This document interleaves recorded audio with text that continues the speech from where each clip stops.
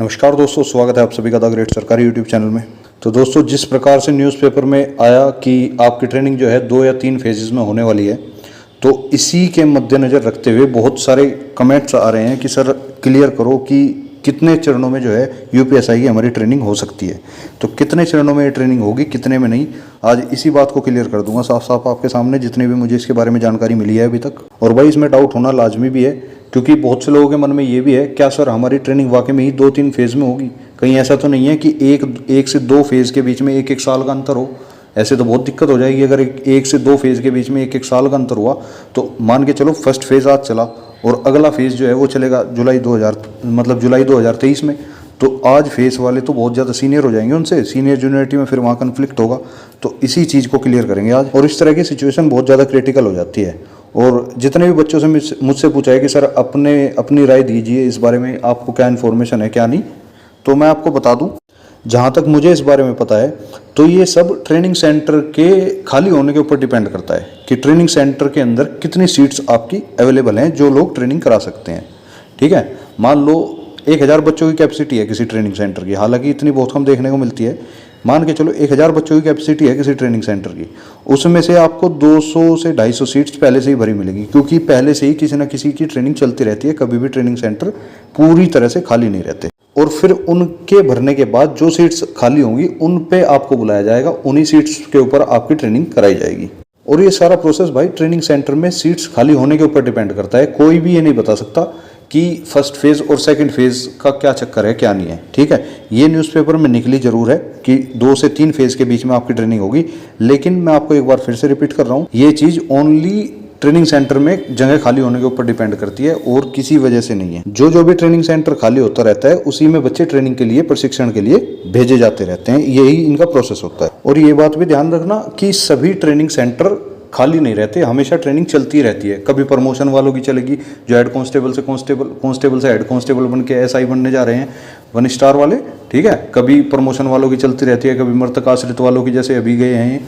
तो इस तरह से मतलब किसी न किसी की ट्रेनिंग सुचारू रूप से जारी रहती है हमेशा, कभी भी पूर्ण रूप से ट्रेनिंग सेंटर खाली नहीं रहते। बस मेजर बात यह है कि जहां भी जिस भी सेंटर पे जितनी सीट्स खाली होंगी उन सीटों पे आपको भरा जाएगा, आपकी ट्रेनिंग वहां पे कराई जाएगी। ठीक, आप में से ही एक का ग्रुप सेलेक्ट किया जाएगा और वो उठाकर उस ट्रेनिंग सेंटर पर भेज दिया जाएगा। जितने लोगों की भी कैपेसिटी उस ट्रेनिंग सेंटर की होगी उतने बंदे उस ट्रेनिंग सेंटर पर ट्रेनिंग के लिए तैनात कर दिए जाएंगे, भेज दिए जाएंगे।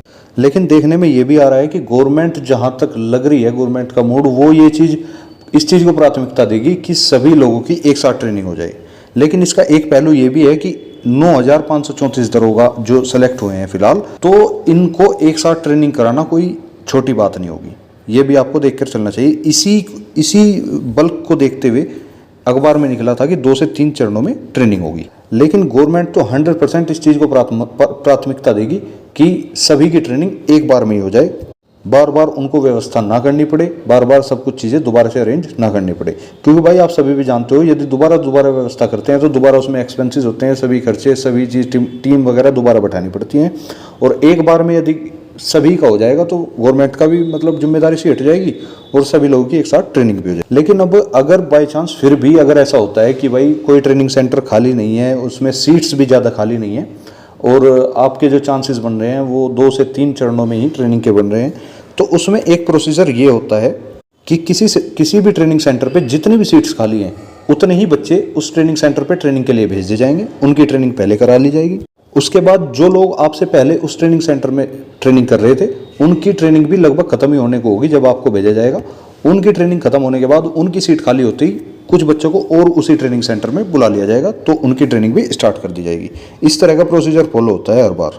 तो मतलब सीधा यही है बात का कि 2 से 3 महीने के अंदर मान के चलो 3 महीने के अंदर आप सभी को ट्रेनिंग के लिए बुला लिया जाएगा। एक्चुअल डाटा जो डिपेंड करता है वो करता है कि जो लोग पहले से ट्रेनिंग कर रहे हैं उनकी कितने माह की या कितने समय की ट्रेनिंग बची हुई है।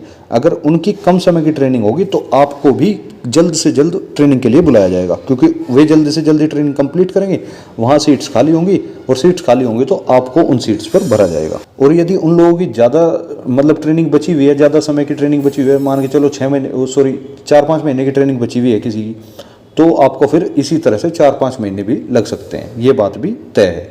ठीक है, ऐसा ही प्रोसीजर फॉलो होता है हर बार। और यदि 1 या 2 महीने की ट्रेनिंग बची है तो फिर तो कोई बात है ही नहीं, 1 या 2 या 3 महीने के अंदर आप सभी को बुला लिया जाएगा। इसमें कोई बड़ी बात नहीं है दिक्कत लेने वाली, अब तो फाइनल ही है मामला। और यही इसका शेड्यूल होता है भाई, हर बार यही फॉलो होता है। अगर आप ये सोच रहे हैं कि पहले एक बैच को बुलाया जाएगा, फिर उसके 1 साल के बाद दूसरे बैच को बुलाया जाएगा, तो ऐसा नहीं है।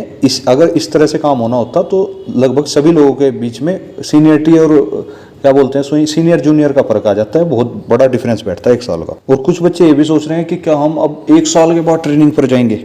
और आप में से कुछ लोग कहेंगे भी कि सर यूपी पुलिस कांस्टेबल में भी यही हुआ था, अभी जो हाल ही में वैकेंसी आई थी 41,520 49,568, उनमें भी यही हुआ था। आप लोग कह सकते हैं, क्योंकि उनमें भी पहले एक बैच को बुलाया गया था, फिर उसके बाद दूसरे बैच को बुलाया गया था।